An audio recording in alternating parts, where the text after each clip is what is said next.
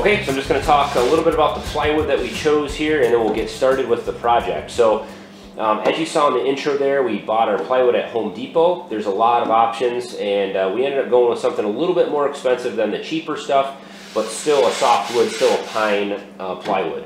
And basically what this is a sanded, it's 3/4 inch, it's a little bit thicker, thicker plywood, and it's very, very nice. It had the least amount of defects in it, knots and stuff like that. It looks very, very nice, and it's already pre-sanded on one side, so we'll have a little bit of finish sanding to do, but not much. You can go real cheap, guys. You can get stuff that's 15, 16, 17 bucks a sheet. It is a lot thinner, it has a lot more defects in it, and it does not lay quite as flat. I mean, some of the stuff, it was real wavy, and I am not using construction adhesive to apply this like I've seen a lot of other people do. I just, looking at the cost of construction adhesive, I would have spent the difference on construction adhesive to get the cheaper stuff to lay flat, and I'm just going to use like a traditional hardwood floor with this and lay it down and nail it. This is also the thickness of a traditional hardwood floor, so it's about 3/4 of an inch, or what they call 23/32. So you should have seen the tag there at the beginning if you want the information on it, but real nice nice stuff. So I had Home Depot rip this down into 16-inch sections. They were not able to do a full down to my 8 inches, which I want to do. I was actually going to do 6 inches, but I chose 8 inches here just for ease of cuts. And so all I'm going to do here is just rip this down into my 8-inch planks. And of course you have to start with a super fancy, expensive, custom garage sale table saw, which is nothing but the best here at the SSL Family. You don't have to have anything expensive, obviously. I've got an outfeed thing that I built over there to hold the wood as it comes off the saw. This is a super cheap garage sale table saw. It barely works, but it's going to handle what we need to. So I'm going to go ahead and get this ripped down, and then I'll show you what we're doing upstairs to get prepped and ready for the hardwood or the plywood flooring.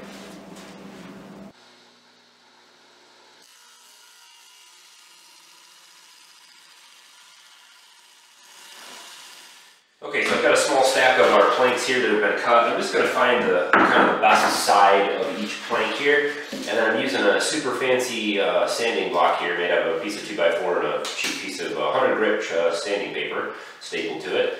And I just want to kind of take the edge off of these. So I'm not going to spend a lot of time sanding each one, but I'm going to just kind of round this edge over. That's about as much time as I'm going to spend on it. It just knocks that corner off, and when the two pieces of flooring planks butt together, it looks real nice. So I'm going to do that on all the planks here, and then stack the finished ones to the side.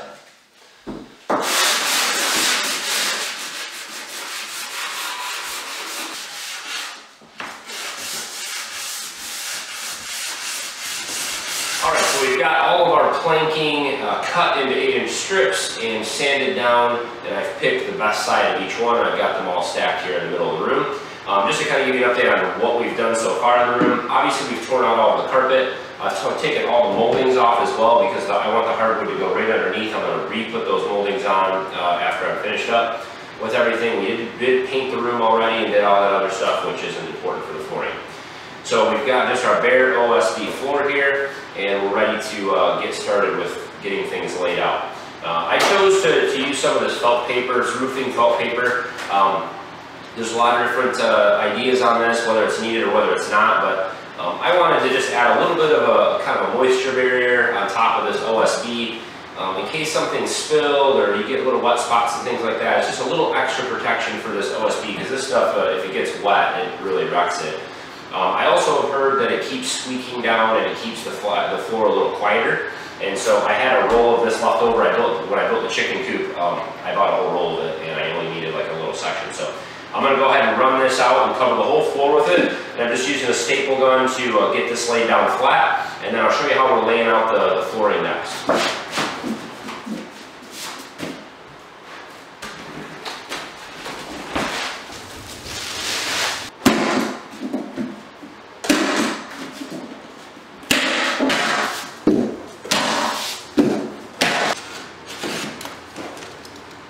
The reason I have all the wood up here and not outside is it's winter time here in Michigan, and I wanted this wood to get acclimated to our temperatures and humidity in here.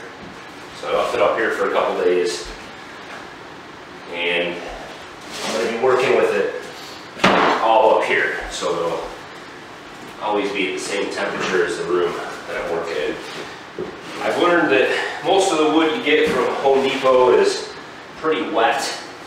Even this plywood, moisture content's pretty high, so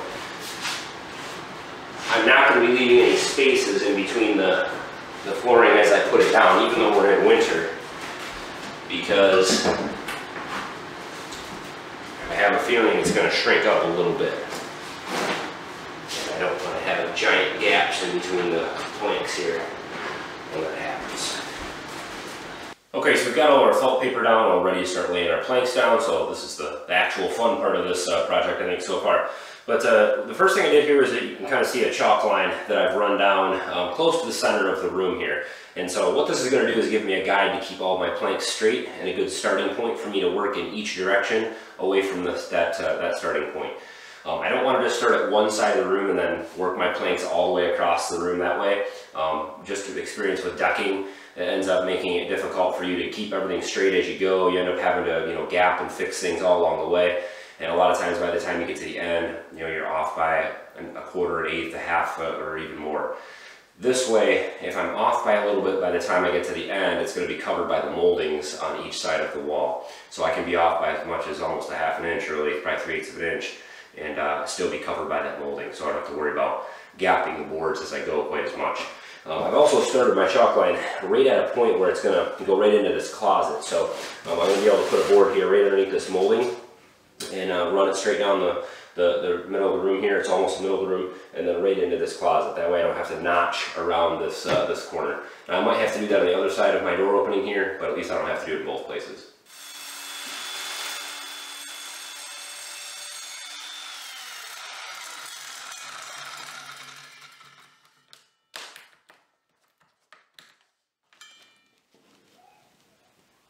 Alright, once I've got everything laid in place here where I want it, I'm just using 1¼ brad nails to nail this down into the subfloor. 1½ would probably be better, but unfortunately my pneumatic air nailer here does not take anything larger than 1 3/8. So this is what I've got, and I think it'll work just fine.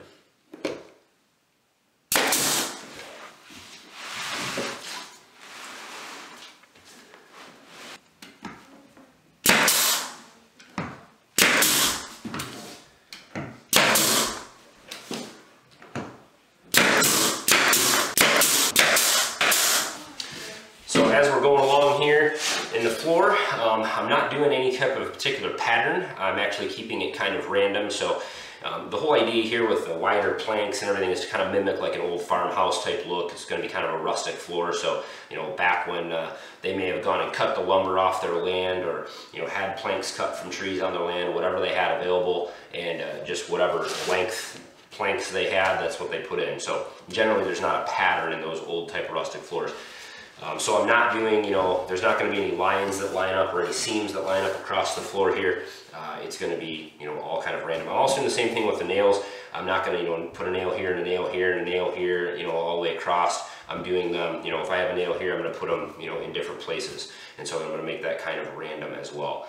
I'm not putting any nails down the center of the wood. I'm doing all the nails along the edges, and I am putting them in at a little bit of an angle outwards on each one here. So that just helps the nails kind of bend when they get into the wood, and it just secures it a little better.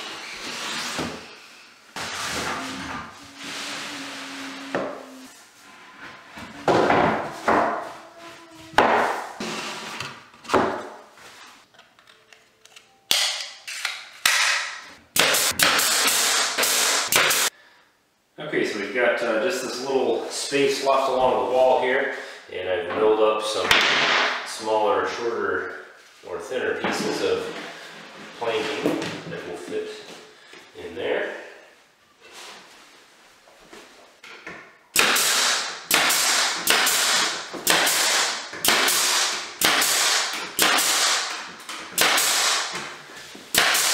These moldings here are just a shy too low to the ground. There's not enough gap at the bottom here to get the hardwood under, so I'm using this Sawzall to trim those back a bit.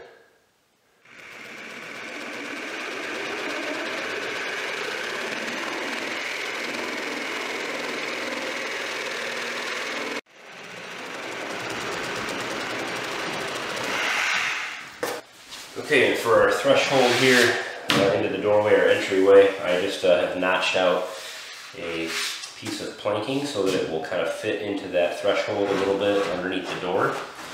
And I'm going to get a piece of that flooring trim that will cover this gap between the carpet and the wood. And so I'll just have to trim this back to the appropriate length, and then that'll get covered all up with that nice piece of trim that I'll stain. Alright, the last piece. Let's see if it fits.